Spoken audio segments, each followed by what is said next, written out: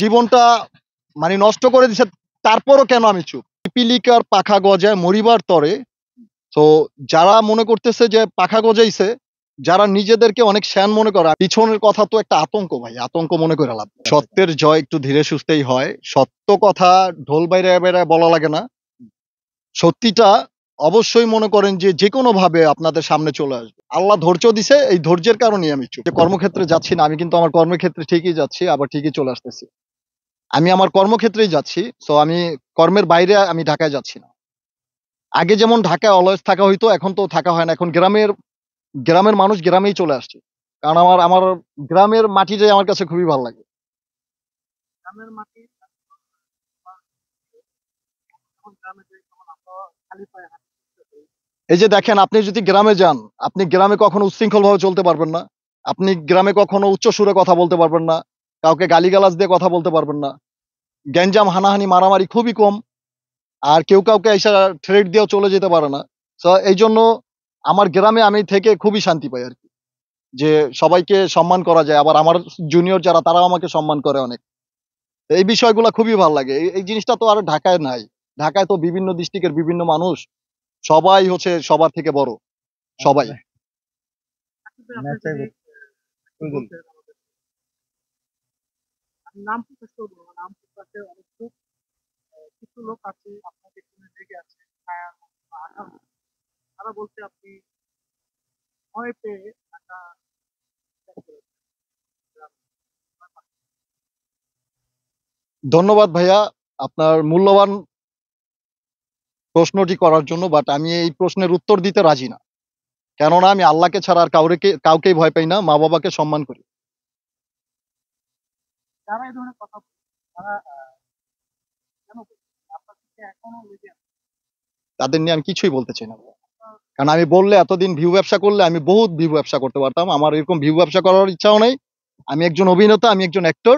আমি যেমন শুরুটা করেছিলাম অভিনয় দিয়ে, আমি চাই যে আমার আমার শেষটা যেন মানুষের ভালোবাসা নিয়ে, অভিনয় নিয়ে আমি যেন শেষ পর্যন্ত যাইতে পারি। আমি মানুষের গালমন্দ বা হচ্ছে বাজে কমেন্টের ভুক্তভোগী আর হইতে চাই না। কারণ আমার ছোট ছিলাম, ছোট থাকতে বুঝি নাই। আস্তে, আস্তে বড় হইতেছি, অনেক জ্ঞান বুদ্ধি হইতেছে, অনেক অনেক কিছু আসতেছে মাথায়।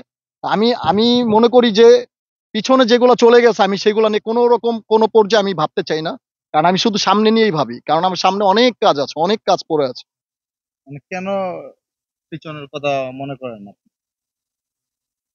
পিছনের কথা তো একটা আতঙ্ক ভাই, আতঙ্ক মনে করে লাভ নেই। আপনার অনেক লাইফে তো বিশাল মনে আতঙ্ক। হন আপনি একটা ছেলে ছিলেন বা আপনার সম্পূর্ণ পরিপূর্ণ আমাদের মতো ছিলেন, কিন্তু আপনার লাইফে এত বড় একটা অ্যাক্সিডেন্ট হয়েছে। এরপরে মানে যার কারণে হয়েছে সে কিন্তু এখন বড় বড় কথা বলতেছে, কিন্তু আপনার জায়গা থেকে আপনি শান্ত। একটু ক্লিয়ার করবেন? অনেকগুলি ক্যামেরা আছে এখানে। সত্যের জয় একটু ধীরে সুস্থেই হয়। সত্য কথা ঢোল বাইরায় বাইরায় বলা লাগে না। সত্যিটা অবশ্যই মনে করেন যে যেকোনো ভাবে আপনাদের সামনে চলে আসবে। আর পিপিলিকার পাখা গজায় মরিবার তরে। তো যারা মনে করতেছে যে পাখা গজাইছে, যারা নিজেদেরকে অনেক শ্যান মনে করে, আমি যদি নিজেদেরকে অনেক শ্যান মনে করি নিজেকে, আমি শ্যান না। আমার সবসময় হচ্ছে বোকা ভাবতে হবে। যে পৃথিবীর সবাই শ্যান, আমি বোকা। বোকা ভেবে সব পরিস্থিতি বুঝতে হবে। বুঝে ওই পরিস্থিতি অনুযায়ী কাজ করতে হবে। তো আমার আমার জীবন, আপনি তো ওইটাই বলতে চাচ্ছেন যে আমার জীবনটা নষ্ট করে দিছে, তারপরও কেন আমি চুপ? হুম। আল্লাহ ধৈর্য দিছে, এই ধৈর্যের কারণেই আমি চুপ। আচ্ছা, অনেকে বলতেছে যে জুনিয়র সাকিব প্রকৃত অপরাধী, এই জন্য চুপ করে বসে আমি আছে, আপনাদের কাছে নাহলে কোনো প্রতিবাদ করে না, কারণ এক পক্ষ থেকে শুধু উত্তর আসতেছে, আপনার পক্ষ থেকে কোনো মানে সত্য আসতেছে না।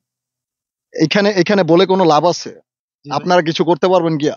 না, আমরা কিছু না, যদি আপনি রাইট থাকেন তাহলে কেন হুম। আপনার মানে অপর পক্ষ যদি আপনার মানে বিপক্ষে কথা বলে, তাহলে আপনি কেন এই পক্ষ থেকে কথা আচ্ছা, বলতে এটা যাবেন? রাইট না আনরাইট আমি কিভাবে বুঝবো? ২টা বছর যে তুমুল পরিমাণ আন্দোলন হয়েছিল, হুম। আমি যে হচ্ছে সুইসাইডের প্ল্যানিং ও করছিলাম, তখনও তো আপনাদের সামনেই বক্তব্য দিছিলাম। তখনও তো কোনো সমাধান পাইনি। এখন বইলেই লাভ। মানুষ আছে না, বলতে বলতে চিল্লাইতে চিল্লাইতে গলা যখন ভেঙে যায়, এমনিতেই কবি নীরব, কালি শেষ। আমি তো নীরব, আমার কালি শেষ। আমার আর বলার কিছু নাই। যা বলার তো আগেই বলে দিছি। আমার তো এখন আর বলার কিছু নাই। এখন শুধু আপনারা দেখবেন, আর যারা বলার তারা বলবে।